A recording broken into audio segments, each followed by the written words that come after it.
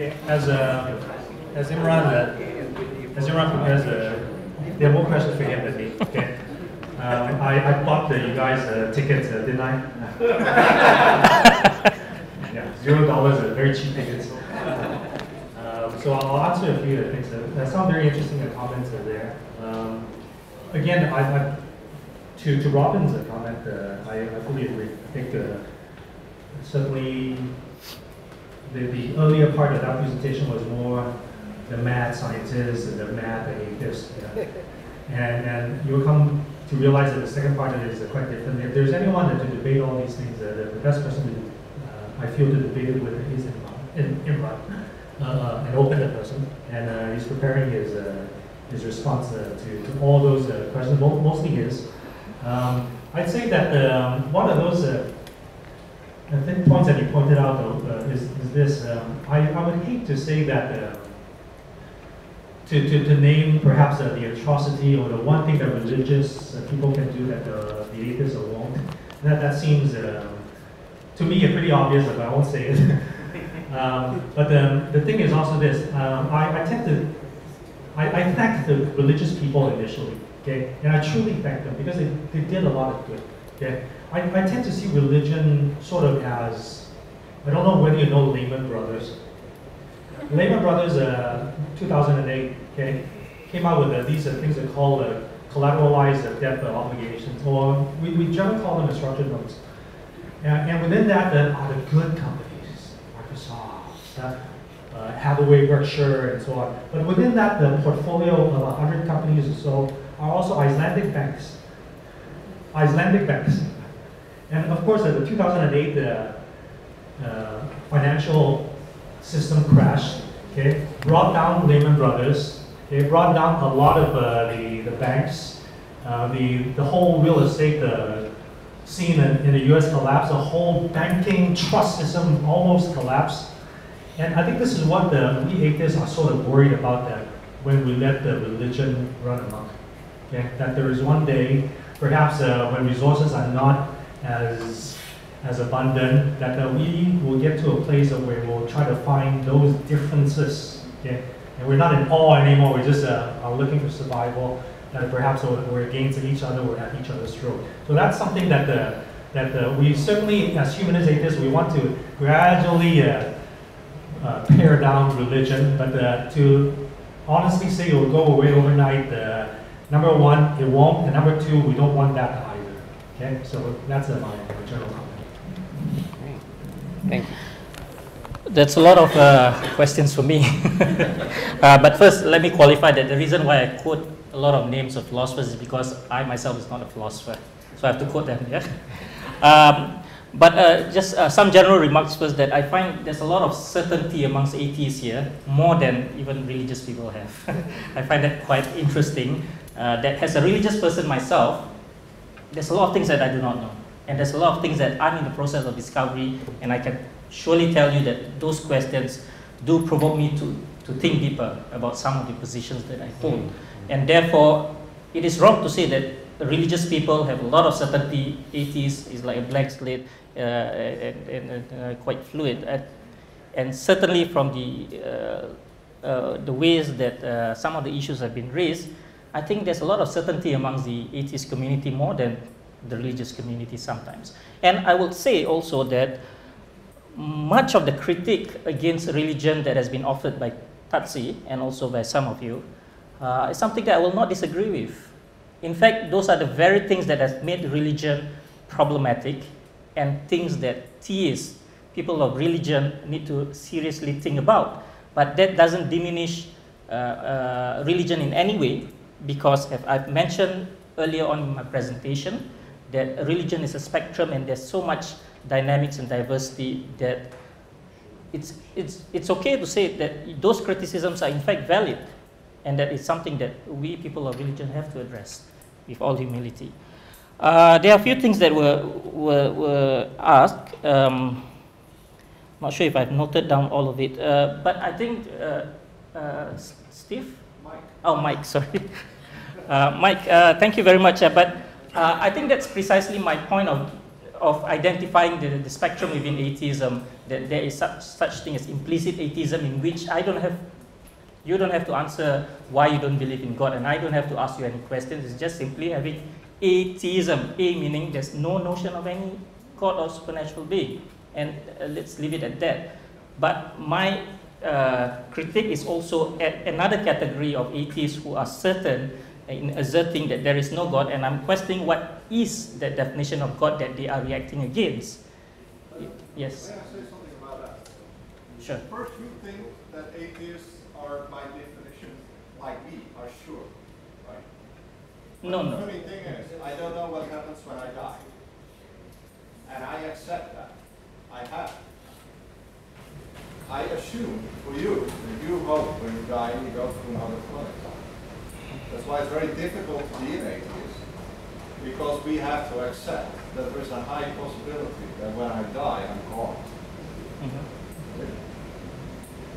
It's my view that it's not a discussion sometimes when I talk with people who are religious, because they will talk from their belief. I actually have to prove what I say, but sometimes I also speak from emotion, and hence that can be possibly that do appreciate very much if you're here like that. Thank you. I think it applies also to people of religion. It's the same thing. Yeah? Second thing, people who live religion, therefore it implies that they have not gotten the goodness of religion, right? Yeah. I don't see it that way. I think there are many reasons why people live a particular faith. Some of them is simply it's something that you lost along the way. Some people are reacting against a particular type of religion that they feel is not compatible. Some really feel that religion is really something that they ought to rebel against. So there are various reasons, and I don't think that everyone who lives the religion is because they have not found anything good in that religion. Yeah. So let's dispel that first. And secondly, when you're mentioning about the link between religion and bad things, again, I'm not denying that there are some things that are wrong with religion, in the sense that, yeah, sorry. Can I? Sure, go ahead. Okay, here's the thing though, if you say that religion is a good thing and then I left religion because I did not find anything good with it, sorry, let me think. If you say that religion is a good thing and then people left religion because you think that they might not have... No, what I'm saying is that religion has both sides of the coin. Yes. Yeah, there's good and bad things. The reason why people leave religion is because they disagree with it. They don't think it's a good thing. Okay. If they agreed that it was a good thing, they would have stayed in it. Not necessary. That's what it seems like. No, I don't think so. I think there are people who live the religion but without having any notion that it's because it's bad thing. Yeah. So I think it's much more complex in terms of the reasons for each individual, and we have to take each case on its own terms. Yeah. I guess that have to be debated then. Okay, we can pursue this again later. Sure. To teach religion or to don't teach them, I think it depends on the context. For me personally, what is important is to teach critical thinking to children. Yeah.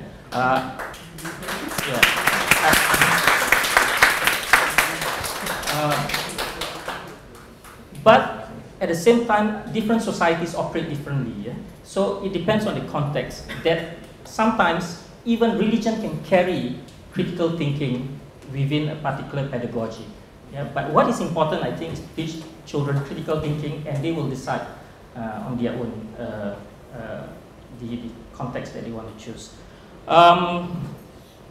Innate good in person, yeah, I mean, it's perfectly valid statement to say that sometimes it's humans who made a religion good or bad, because there are certain human character that, for example, if you have a very what is the term for it? I mean, if you are looking for something wrong in the religion, you will definitely find it. If you want to find something good, you'll find it. Yeah, and as much as I believe that religion is also divinely inspired, at the same time, humans also shape the actual formation of religion as an institution. And most of the time we are talking about religious institution and not the religious impulse itself. So there is a distinction there. And that religious impulse is what, to link back to what, sorry, I forgot your name.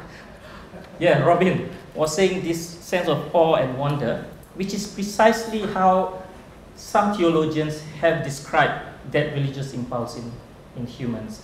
Rudolf Otto, this German thinker, is the one that talks about this tremendum fascinatum, that sense of awe and wonder that you can find within us the moment we see something that transcends our immediate self. Yeah?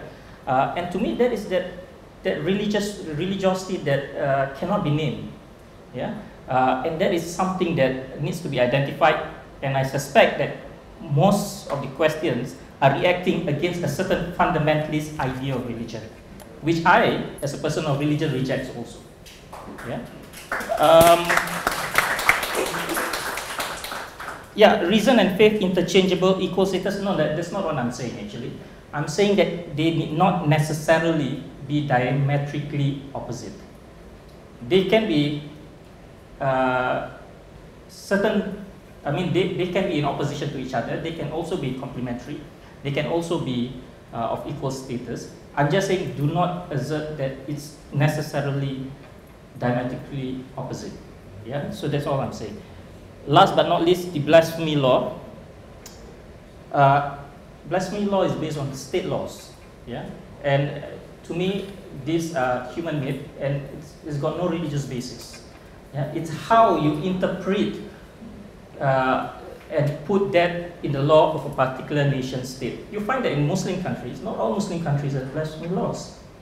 You have it in Pakistan, which is drafted by the parliament, which is a human act. Yeah? Because they interpret that religion or Islam ought to punish an apostate, whereas you find a variety of other Muslim scholars who reject this and say there is no such thing as blasphemy law in Islam. So it's a matter of interpretation and a matter of how someone adopts a particular hermeneutical tool to understand what religion or religious law is all about.